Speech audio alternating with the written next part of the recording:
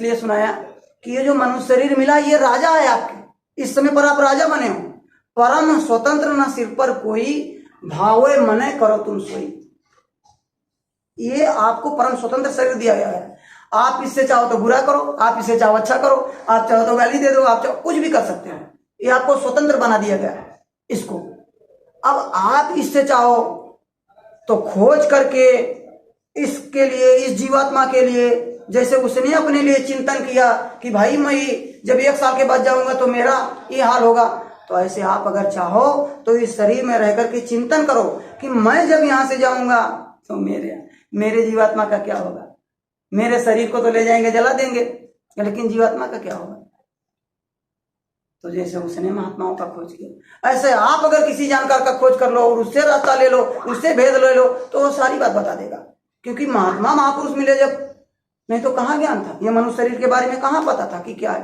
कहते हैं सतगुरु मिले, मनुष्य शरीर बड़ा अनमोल, और सतगुरु मिले तो दे भेद खोल। जब सतगुरु मिलते हैं, सच्चे गुरु मिलते हैं, तो वो भेद बताते हैं कि मनुष्य शरीर कहाँ से आया, कैसे आया और क्या करना चाहिए। इसको पाने के लिए देवी देवता तरसते हैं। कहते हैं नर समान नहीं कौनो देही। ये नर के समान 84 लाख प्रकार की योनियां हैं। आपको अब मैं छोटकरी में इसको भी बता देता हूं कि 84 लाख योनियां किसको कहते हैं। थोड़ा सा मैं इसको आपको बता देता हूं। जैसे जब हम बुरे कर्म करेंगे, नरक में डाले जाएंगे, तो 42 प्रकार के नरक हैं, और जब उससे छुटकारा मिलता है तो 84 लाख प्रकार की योनियां हैं। 30 लाख प्रकार के पेड़ पौधे, जितने भी पेड़ पौधे हैं, यही जीवात्मा जो हमारे अंदर है उसमें बंद है। लेकिन उसको जब मनुष्य शरीर मिला, उसने अच्छा कर्म किया, तब उसको ये वहां नरकों में झेलने के बाद वहां आना पड़ा। और उससे जब छुटकारा मिलता है तो 27 लाख प्रकार की, हाँ, जो बिना माँ बाप के पैदा लेते हैं। जैसे आपके बालों में जुमरा पड़ जाते हैं, और चावल में, गेहूं में घुन पड़ जाते हैं, जो बिना माँ बाप के पैदा लेते हैं। गंदी नाली में कीड़ा, शौचालय के कीड़ा, तमाम प्रकार के, ये जो बिना माँ बाप के पैदा लेते हैं अनायास सीजनों में, और फिर वो खत्म हो जाते। तो ये 27 लाख प्रकार के हैं। और 23 लाख प्रकार के अंडा से पैदा लेने वाले जीव, जैसे चराचुरुंगी हैं अपने, सांप, गोजर, बिच्छू, घड़ियाल, जो अंडा से पैदा लेते हैं, मछली, ये इसमें फिर जन्म ना मरना पड़ता है। और इससे जब छुटकारा मिलता है तब 4 लाख प्रकार के पिंड से पैदा लेने वाले, जिसका शरीर जन्म लेता है। हाथी, घोड़ा, गधा, बैल, बकरी, सुअर, इसी में ये मनुष्य शरीर भी आता है। अब बैल जब अपने मौत से मरता है तब लड़का बनकर जन्म लेता है, अपने मौत से मरता है तब। किसी ने अगर मार दिया तो प्रेत योनि में चला जाता है, लेकिन अगर अपने मौत से मरा तो लड़का बनकर। और अगर गाय अपने मौत से मरती है तब लड़की बनकर के जन्म लेती है। इसीलिए गाय को माता कहा जाता है। गौ माता की संरक्षण करो, उनकी पूजा करो, क्योंकि उसी के बाद लास्ट स्टेप है मनुष्य शरीर का, अंतिम योनि में है। और अगर उसको अकाल में मार दिया गया, मृत्यु हो जाए उसकी, तो प्रेत योनि में चली जाती। इसीलिए गाय का संरक्षण किया जाता है, गाय की सेवा किया जाता है। मनुष्य के बराबर सेवा करने का उसको विशेष लाभ मिलता है गाय की। तो मैं आपको ये बता रहा था कि देखो, अब इसकी चिंता करने की जरूरत है आपको। अगर इसकी हम लोग चिंता नहीं किए, इस बार अगर नहीं चेते, इस बार नहीं जागे, क्योंकि महात्मा महापुरुष जब मिलते तभी बताते हैं कि 1,84 भरम कर पग में अटके हुआ है, और अब की पासा ना पड़ा तो फिर 84 जाए। पग, पग का मतलब होता है रास्ता। आप रास्ते पर आ गए हो, आप रास्ते पर आ गए हो। किस रास्ते पर? कि अगर एक पैर उठाओ, आप एक पैर उठा करके अगर रख दो सही रास्ते पर, तो उधर चले जाओ जहां से बार बार जन्म मरण खत्म हो जाए। और वही पग अगर गलत रास्ते पर रख दो, गलत कर्मों में बिता दो, तो फिर वही नरक 84 में चले जाओ, फिर यहीं झेलने लग जाओ। तो हम लोगों को क्या चाहिए कि ये जो मनुष्य शरीर मिला है, इस बार इसका काम बना लिया जाए, इससे सत्य कर्म कर लिया जाए। और ये सत्य कर्म हमने कहा कि जब आप सत्संगों में आते रहेंगे, सेवा करते रहेंगे, तो हम आपको संस्कार मिलता रहेगा और एक रास्ते पर लगेंगे। दूसरी बात मैं आपको बता दूं कि देखो, इस मनुष्य शरीर के बारे में सीधा सा आपके रामायण में, रामचरितमानस में भी लिखा है कि साधन धाम मोक्ष कर द्वारा, अब पाई न जे परलोक समाना। ये साधना का धाम है, मोक्ष का दरवाजा है, मोक्ष का दरवाजा। मोक्ष धाम तो लिखा रहता है, लेकिन वहां पर हमने बताया कि बस शरीर का मोक्ष होता है, शरीर को जला देते हैं, लेकिन जीवात्मा की मोक्ष नहीं होती। हम आप लिखते हैं हमारे घर में कोई चला जाए इस दुनिया से, तो हम लिखते हैं बाद में स्वर्गवास, स्वर्गीय, लेकिन हम आपको यह नहीं पता है कि वो स्वर्ग गए कि नरक गए।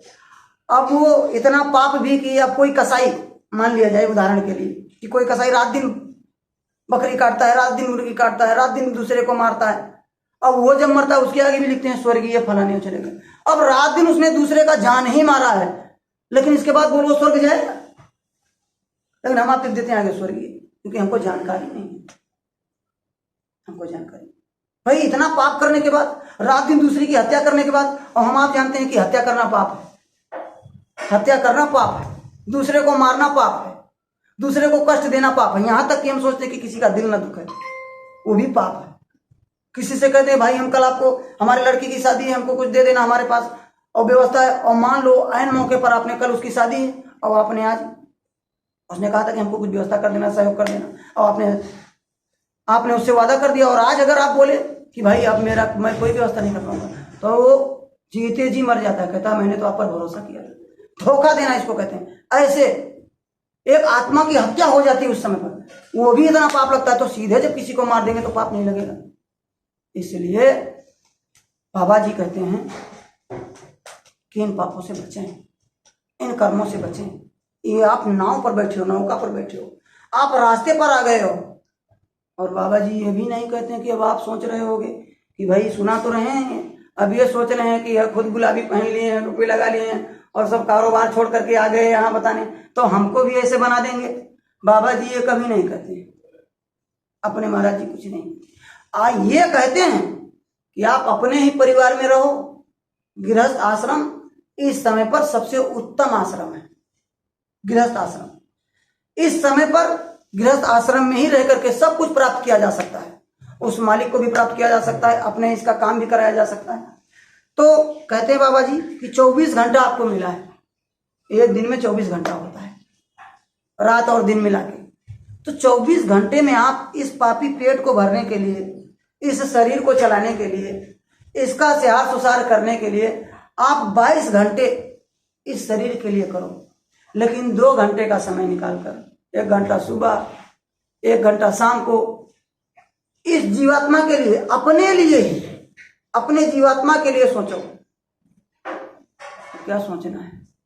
बाबा जी ने बताया कि वो मालिक सत्य है, भगवान सत्य है। एक तो मृत्यु सत्य कि सबको मरना है, फड़ा सो झड़ा, बड़ा सो बुताना, कोई आग जलती है उसको बुझना ही बुझना है, फल लगता है उसको झरना ही झरना है, इसी तरह जो जन्म लिया उसको मरने मरना। तो एक तो मृत्यु सत्य, दूसरा ये कि वो मालिक सत्य है, और उसी मालिक ने हम सबको बनाया है।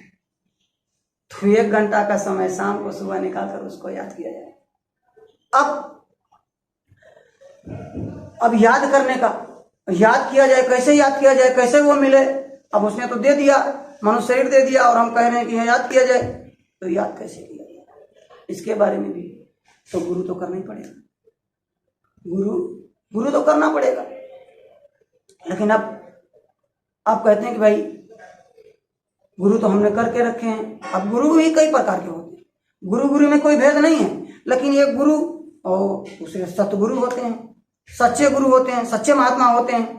तो अब सतगुरु किसको कहते हैं, गुरु किसको कहते हैं, लिखने से अभी हम अपने आगे लिख लें, उदाहरण के रूप में बता रहे हैं, तो हम सतगुरु नहीं हो सकते। मानो लिख दिया जाए भाई सतगुरु प्रताप, तो कैसे मान लिया जाएगा?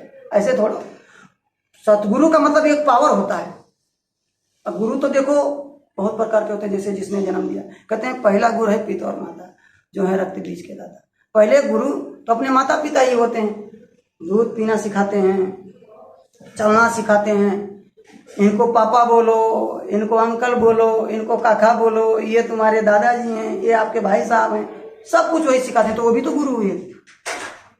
दूसरा गुरु बताया गया, दूसरा गुरु भाई वो दाई जो गर्भ मास की मैल छुड़ाई, जो नाल काटती है, इस समय नर्स बोलते हैं, पहले दाई बोलती थी, नहलाती धुलाती, उसको भी गुरु बताया गया। तीसरा गुरु ने नाम उचारा, गांव देश के लोग पुकारा, तीसरे गुरु उसको भी कहते हैं कि जो नाम आपका रख देते हैं, घनश्याम, राम, कृष्ण, तो वो भी गुरु हो जाते हैं। चौथा गुरु ने शिक्षा दी ना, हम लोग ABCD का नहीं जानते थे, वो भी तो सिखाया जो हमारे, वो भी गुरु हुए। और इसके बाद जैसे हमारे बनवारी लाल जी बताए कि हमारे तो रमेश जी समझो कि गुरु हैं, हमको तो ये खूब सिखाया कैसे धंधा करना चाहिए, कैसे व्यापार में करना चाहिए, कैसे काम करना चाहिए। तो ये भी गुरु हो गए जो काम धंधा करना सिखा दिया, कोई रोजी रोजगार करना सिखा दिया, कोई खेत जोतना सिखा दिया, कोई साइकिल बनाना सिखा दिया, मोटरसाइकिल बनाना सिखा दिया, कोई मशीन चलाना सिखा दिया, कार चलाना सिखा दिया। वो भी तो गुरु हुआ। और कहते हैं पांचवा गुरु ने दीक्षा दी ना राम कृष्ण का सुमिरन की। पांचवा गुरु ऐसे भी होते हैं कि आपका कौन कान फूंक देते हैं, आपको दीक्षा दे देते हैं, मंत्र दे देते हैं कि इसको करते रहो। तो ऐसे गुरु होते हैं कि भाई आप कुछ ऐसे भी गुरु मिल जाते हैं क्या कि गांव गांव गुरु घूमे, चेला मंत्र लो, स्वर्ग जाओ चाहे नरक जाओ, हमें दक्षिणा दो। अभी जान लो, अभी मंदिर पर चले जाओ आप, वहां धागा लिए आपको मिल जाएंगे। बच्चा जय गुरुदेव हमने देखा, बच्चा बस धागा बंधा लो और आप कुछ बता दो कि हमको कैसे, तो बोल देंगे ये नाम जपते रहो। आपका जाए ना जाए, लेकिन उनको जैसे दक्षिणा दिया बस उसका काम खत्म। आप कहीं भी जाओ, कुछ भी करो, कोई मतलब नहीं। और ऐसे भी गुरु मिल जाते हैं, कहीं भी जाओ उनको दक्षिणा से मतलब है। 5 का नोट आपने 5 दरम निकाल के दे दिया, आपको आशीर्वाद वो दे देंगे, पक्का है। पैर छुआ लिया, आशीर्वाद आपको दे देंगे। तो ऐसे भी गुरु मिल जाएंगे, उनको भी गुरु कहा जाएगा। और बाबा जी किसी की बुराई नहीं करते। हमारी संस्था किसी की कभी भी निंदा और बुराई आलोचना नहीं करती है, ना किसी धर्म की, ना किसी मजहब की, ना किसी पंडित मुल्ला पुजारी की। लेकिन सच्चाई बात तो बताना जरूरी है भाई। अब सच बात आपको नहीं बताएंगे, सच्ची बात आपको नहीं बताएंगे तो फिर अब पता नहीं चलेगा। इसलिए सच बात क्यों बताते, किसी की बुराई नहीं करते। और कभी ऐसे भी गुरु मिलते हैं कि अंधा गुरु बहिरा चेला, हो नरक में ठेलम ठेला। अब अंधा गुरु किसको कहते हैं मैं आपको बता देता हूँ। अंधा गुरु किसको कहते हैं? अंधा गुरु ये नहीं कि ये दोनों आंखों से अंधा, ये जो जीवात्मा है, इस जीवात्मा में एक आंख, एक कान, एक नाक होती है। जब माँ के गर्भ के अंदर रहता है 5 महीने 10 दिन तक, इसमें माँ के गर्भ में केवल मांस का लोथड़ा बनकर तैयार होता है। उसमें जीवात्मा नहीं रहती, वो चलता फिरता नहीं। लेकिन जिस दिन 5 महीना 10 दिन पहुंचता है, उस दिन वो मालिक वो जीवात्मा इसमें डाल देता है। तब उसमें एक आंख, एक कान, एक नाक रहता है। उसके अंदर वो प्रार्थना करता रहता है। क्यों, कैसे? अब ये बात आगे मैं थोड़ा बता देता हूँ आपको। माँ के गर्भ में बच्चा उल्टा लटका रहता है, थल सिर ऊपर पाँव। थल के मतलब जमीन के तरफ सिर रहता है और आसमान के तरफ पैर रहता है। और हम आप भोजन बनाते हैं, कितना गर्म करते हैं तब वो बनता है। और रोटी डाल लेते हैं यहाँ, जब हम टट्टी को जाते हैं तो बिल्कुल वो मल निकलता है, वो अंदर जाकर के फिर पकता है। अंदर जठरांगी तपती है, पूरा तेज अग्नि रहता है। तो बच्चा को बहुत तड़प होता है, अंदर परेशान रहता है। और नीचे जहां उसका मुंह रहता है वहीं पर टट्टी पेशाब का खराब हिस्सा, टट्टी पेशाब की थैली वहीं रहती है जहां बच्चे का मुंह रहता है। अब उसको बड़ा दुर्गंध आता है और वहां उसकी आंख खुली रहती है। वो देखता रहता है कि मैं पिछले जन्म में चूहा था तो मुझको बिल्ली आकर के खाने के लिए दौड़ती, तो सब देखता है अंदर। मैं पिछले जन्म में गधा था तो मुझको वहां भट्टे पर वो मेरे ऊपर ईंटा लोड करते, तो वो सब कुछ देखता है। तब अंदर में वो प्रार्थना करता है कि हे प्रभु कृपा करो, हे भांति सब तज भजन करो मेरा। अंदर से वादा और प्रतिज्ञा करके आते हैं, लेकिन बाहर आकर सब भूल जाते हैं। बाहर आकर भरमिया बहुत उठाए पाप, बाहर आकर सब भूल जाते हैं, सब भूल जाते हैं। इसलिए महात्मा महापुरुष जब मिलते हैं तब यही याद दिलाते हैं। तो मैं आपको बता रहा था अंधा गुरु बहिरा चेला हो नरक में ठेलम। तो अंधा गुरु किसको कहते हैं? जिसका तीसरा आंख बंद रहता है। जैसे बच्चा जन्म लेता है तीसरा आंख बंद हो जाता है उसका, यहाँ कर्म का पर्दा पड़ जाता है। अंदर तो खुला रहता है माँ के गर्भ में, लेकिन बाहर आते ही वो बंद हो जाता है। ऐसे ही कुछ ऐसे पंडित मिलेंगे, आपको मंत्र तो दे देंगे, लेकिन उनका तीसरा नेत्र नहीं खुला रहता। यहाँ चक्षु जिसको कहते हैं, शिव नेत्र जिसको कहते हैं, ये खुला नहीं रहता है। तो आपको मंत्र तो दे देंगे। अब वो खुद नहीं जानते कि हमारे ऊपर कितना पाप है, हमारे ऊपर कितने कर्म है, आपके बारे में भी नहीं जानते हैं। भगवान से आज तक मिले नहीं, आज तक उनको देखा नहीं, फिर आपसे कहेंगे कि भगवान। तो इस प्रकार से